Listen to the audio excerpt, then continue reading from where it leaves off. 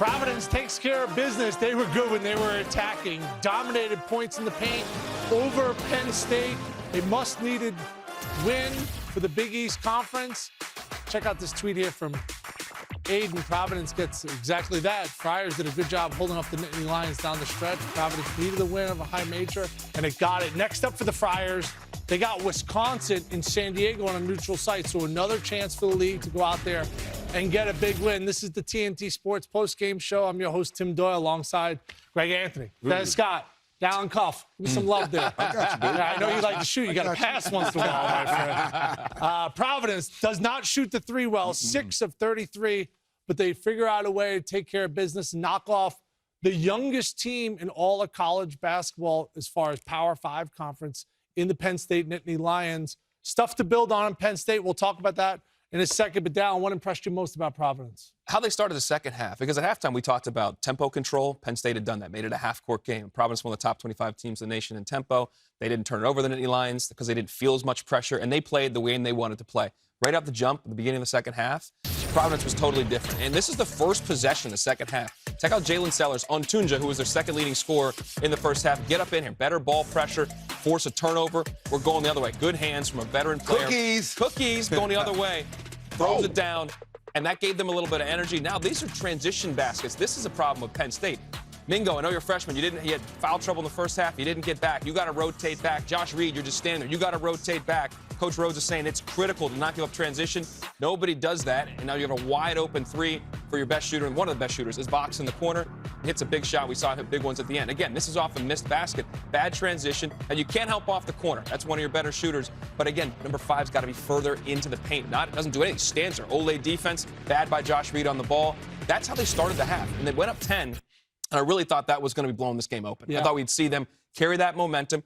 Credit Penn State, credit Coach Rhodes, because they threw in that 2-3 zone at times. They started to give some different looks. They were stout enough in the paint to get back in it, and they made some plays. That said, Providence, if they're going to be good, it has to be predicated on them defending and playing with intensity and keeping teams out of the lane like they did most of the second half, and not settling for threes all the time, playing inside out by getting your feet in the paint and kick for threes. Did you see enough from Providence? You know, they've had some losses early this year. Did you see enough that say, okay, I see the potential in this team? Yeah, I always like to judge a team based on when they don't shoot it well, because then you find out if they've got that grit, if they've got fight. And I thought they showed that. They were plus 18 in points in the paint, which is huge, especially on a night when you're not shooting the three and on a night when you're known as an offensive team, yet you weren't able to get it done.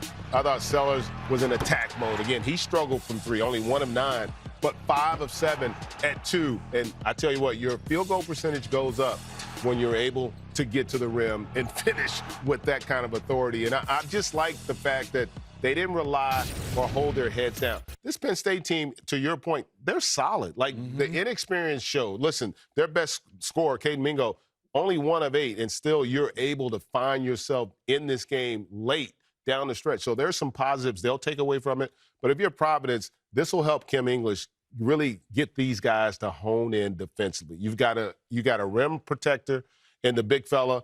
If they can just figure out a way to make their defense their calling card, I think they're going to be a trouble for a lot of teams. They're going to score the basketball, but if they don't defend it, as we've seen earlier this season, it doesn't matter. When you were watching this game, who's Providence's best player? I know I'm putting you on the spot right here.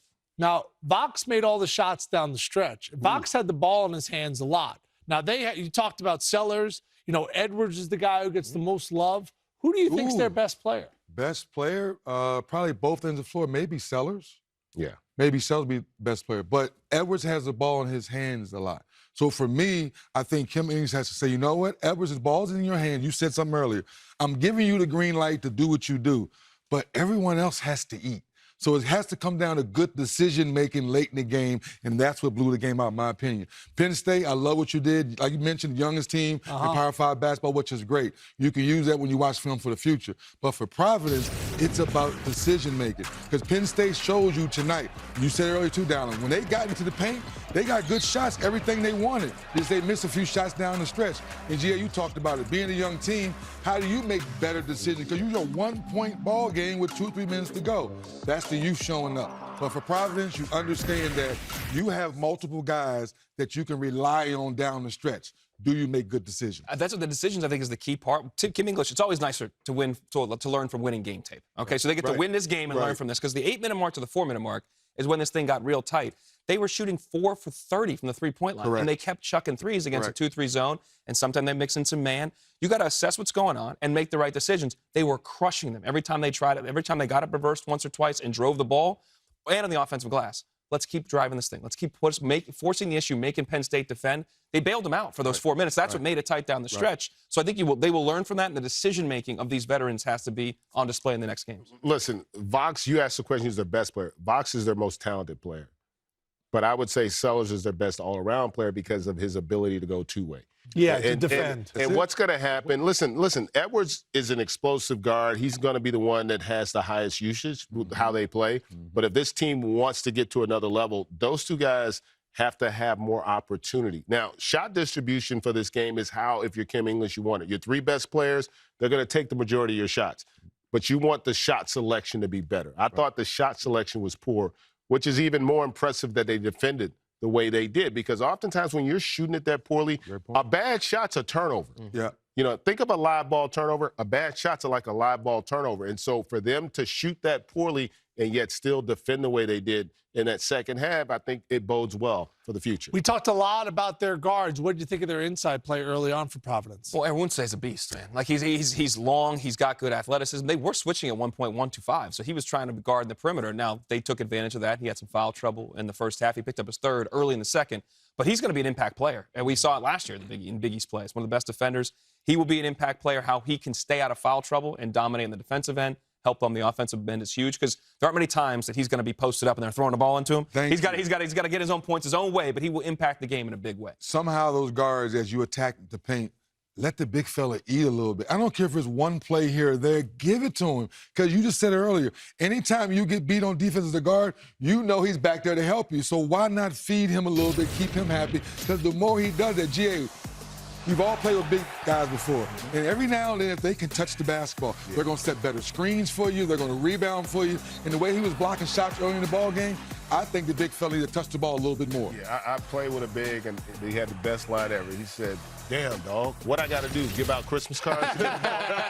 like, just let me touch it. Let me feel it. And it does. It makes you more engaged. And what I said, you want it, go get it off the backboard. He had 5 offensive rebounds. Yes. And part of that is true. You got to have a balance. You want him to touch it, but you don't also want to put him in situations where he can't do anything. That's not really his game. That is post his up on the game. block is not. But you want to keep him engaged. You give him one. Even if you turn it over once in a while, trying to get him the ball, he will appreciate that. Yes. And is going to give you more effort on the defensive end. Yes or no?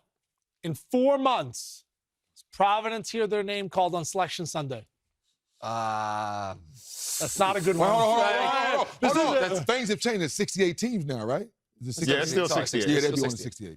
They're in. 68, not 64. I'm going to say, given the no. Okay, there you go. Yeah, I don't think so as of today. And it's not necessarily just them. It's because the conference is down. Yeah. Okay. I think that's the bigger look at the concern. resumes. Yeah. So there's work. It's a tough question on November 22nd. Yeah. Because I thought.